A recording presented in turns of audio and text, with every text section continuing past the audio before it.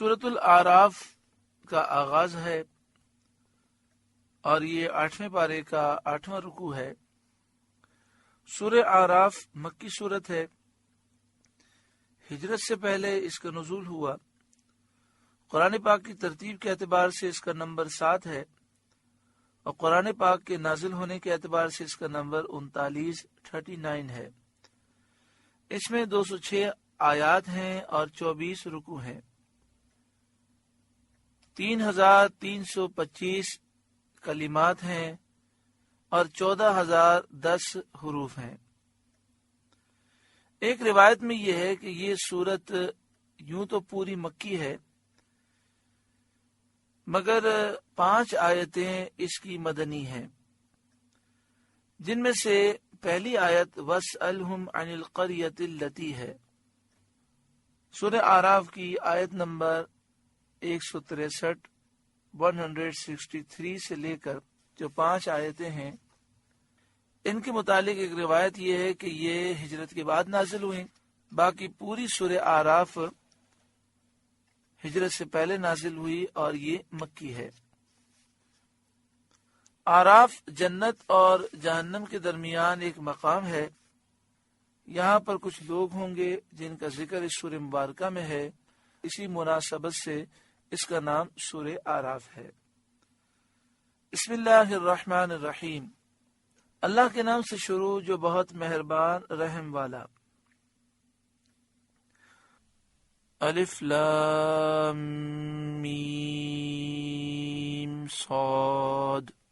الف لام میم صاد، یہ تمام حروف الگ الگ ہیں، حروف مقطعات ہیں جن میں معنی ہیں اور ان کے معنی اللہ تعالی جانتا ہے اور اللہ کی عطا سے اس کے محبوب جانتے ہیں۔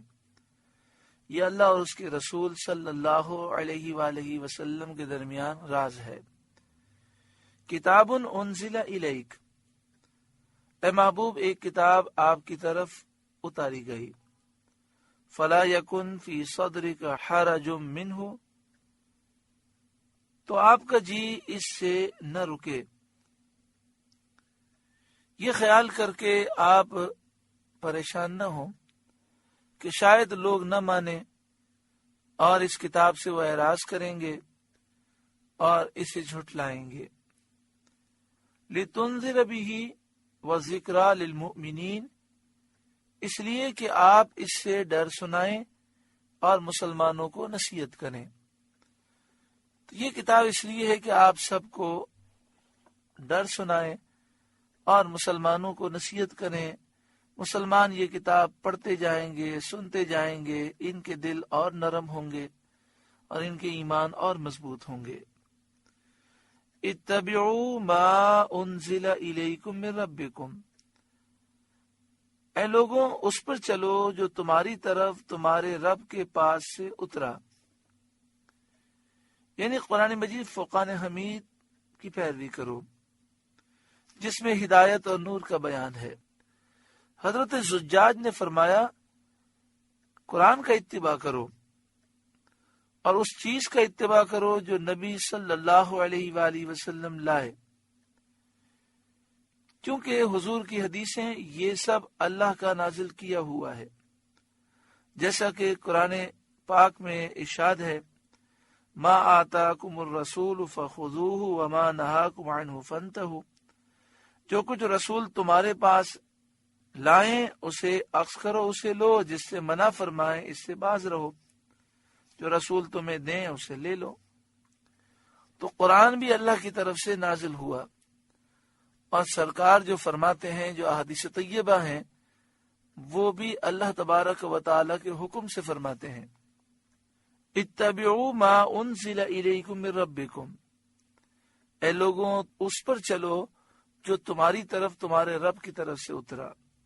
وَلَا تَتَّبِعُوا مِن دُونِهِ أَوْلِيَاءَ، اور اسے چھوڑ کر اور حاکموں کے پیچھے نہ جاؤ۔ یعنی قرآن پاک کو، اللہ تعالیٰ کی وحی کو چھوڑ کر اور کسی نظام اور کسی قاعدے قانون کے پیچھے نہ چلو۔ قَلِيلًا مَا تَذَكَّرُونَ، بہت ہی کم تم سمجھتے ہو۔ وَكَمْ مِنْ قَرْيَةٍ أَهْلَكْنَاهَا، اور کتنی ہی بستیاں ہم نے ہلاک کی۔ یہاں یہ بیان کیا جا رہا ہے کہ جو قوم اللہ تعالیٰ کے حکم کو چھوڑ دیتی ہے اور اس سے آراز کرتی ہے وہ تباہ ہو جاتی ہے، لہذا پچھلی قوموں کے حالات بتائے جا رہے ہیں۔ وَكَمْ مِنْ قَرْيَةٍ أَهْلَكْنَاهَا، اور کتنی بستیاں ہم نے ہلاک کی۔ فَجَاءَهَا بَأْسُنَا بَيَاتًا أَوْ هُمْ قَائِلُونَ، تو ان پر ہمارا عذاب رات میں آیا یا جب وہ دوپہر کو سوتے تھے۔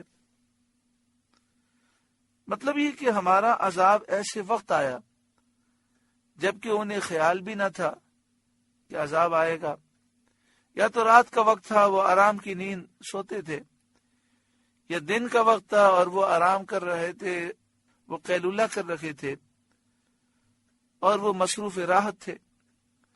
نہ عذاب کے نازل ہونے کی کوئی نشانی تھی، نہ کوئی قرینہ تھا کہ پہلے سے سمجھ جاتے، اچانک آ گیا۔ اس سے کافروں کو تنبیہ کی جا رہی ہے کہ وہ امن کے اسباب پر اور آرام کے سامان پر غرور نہ کریں۔ جب اللہ کا عذاب آتا ہے تو اچانک آتا ہے، اور اس میں ہر مسلمان کو عبرت حاصل کرنی چاہیے۔ اب دیکھیں انسان کو موت آتی کیسے اچانک آتی ہے، بیماریاں کیسی اچانک آتی ہیں، حالات کیسے اچانک سے بدل جاتے ہیں۔ تو انسان کو اللہ تعالیٰ کا شکر ادا کرنا چاہیے اور ہر وقت استغفار کرنا چاہیے۔ مومن اگر نیک ہے اور نیک مومن پر اگر اس طرح کی تکلیفیں آئیں تو یہ اللہ تعالیٰ کی طرف سے امتحان ہوتا ہے، اور یہ تکلیفیں اس کے درجات کو بلند کر دیتی ہیں۔ اللہ تبارک و تعالی ہمیں اپنا خوف عطا فرمائے اور غرور و تکبر سے محفوظ فرمائے۔ فما كان دعواهم اذ جاءهم بأسنا الا ان قالوا انا كنا ظالمين، تو ان کے منہ سے کچھ نہ نکلا جب ہمارا عذاب ان پر آیا مگر یہی بولے کہ ہم ظالم تھے۔ انا كنا ظالمين، عذاب کو دیکھ کر رونے لگے، کہنے لگے مالک ہم ظالم تھے۔ فَلَنَسْأَلَنَّ الَّذِينَ أُرْسِلَ إِلَيْهِمْ، تو بے شک ہمیں ضرور پوچھنا ہے ان سے جن کے پاس رسول گئے کہ رسولوں کی دعوت کا انہوں نے کیا جواب دیا۔ وَلَنَسْأَلَنَّ الْمُرْسَلِينَ، اور بے شک ضرور ہمیں رسولوں سے پوچھنا ہے کہ جب انہوں نے امتوں کو پیغام دیا تو امتوں نے کیا جواب دیا۔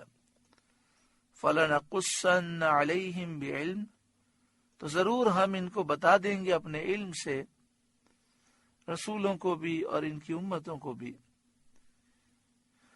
وَمَا كُنَّا غَائِبِينَ، اور ہم کچھ غائب نہ تھے۔ وَالْوَزْنُ يَوْمَئِذٍ الْحَقُّ، اور اس دن تول ضرور ہونی ہے، تول ضرور ہونی ہے، نامہ اعمال ضرور تولے جائیں گے۔ اس طرح کہ اللہ تعالیٰ ایک میزان، ایک ترازو قائم فرمائے گا جس کا ہر ایک پلہ اتنی وسعت رکھے گا جیسی مشرق اور مغرب کے درمیان وسعت ہے۔ اللہ اکبر، ایک ایک پلہ اتنا بڑا ہوگا۔ محدث ابن جوزی نے فرمایا کہ حدیث میں آیا ہے کہ حضرت داؤد علیہ السلام نے اللہ کی بارگاہ میں میزان عمل دیکھنے کی درخواست کی۔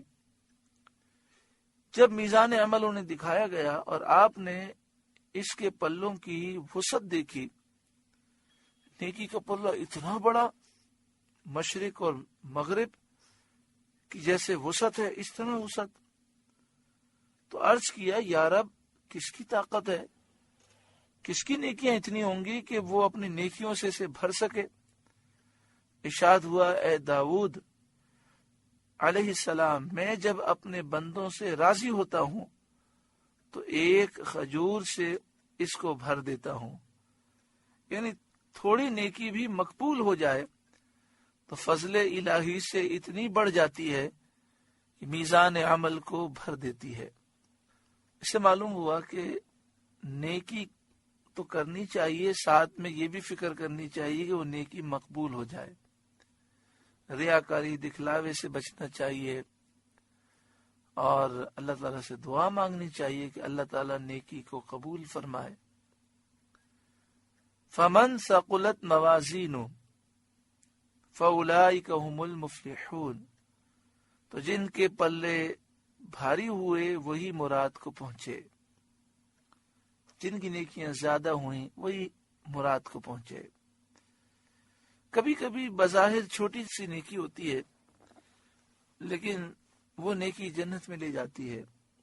حضرت معروف کرخی کا واقعہ ہے کہ آپ روزے سے تھے، نفلی روزہ تھا، ایک غریب بچہ پانی بیچ رہا تھا، کوئی اس کا پانی نہیں خرید رہا تھا، تو اس نے کہا کہ جو میرا پانی پیے اللہ تعالیٰ اس کی مغفرت فرمائے۔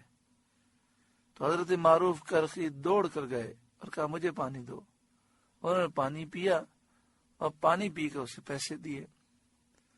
آپ کے انتقال کے بعد کسی نے خواب میں دیکھا تو آپ نے فرمایا کہ میری اللہ تعالیٰ نے بخشش فرما دی، اور بخشش کی وجہ یہ بنی کہ میں نفلی روزے سے تھا، ایک چھوٹے بچے نے یہ آواز لگائی کہ جو میرا پانی پیے اللہ اس کی مغفرت فرمائے، تو میں نے سوچا کہ نفلی روزے کی میں بعد میں قضا کر لوں گا، میں جلدی سے پانی پی لوں تاکہ میری بخشش ہو جائے۔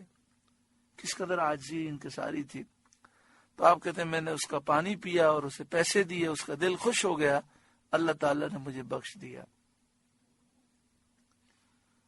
ومن خفت موازینہ، اور جن کے پلے ہلکے ہوئے اور ان میں کوئی نیکی نہ ہوئی، یہ کفار کا حال ہوگا جو ایمان سے محروم ہیں اور اس وجہ سے ان کا کوئی عمل مقبول نہیں۔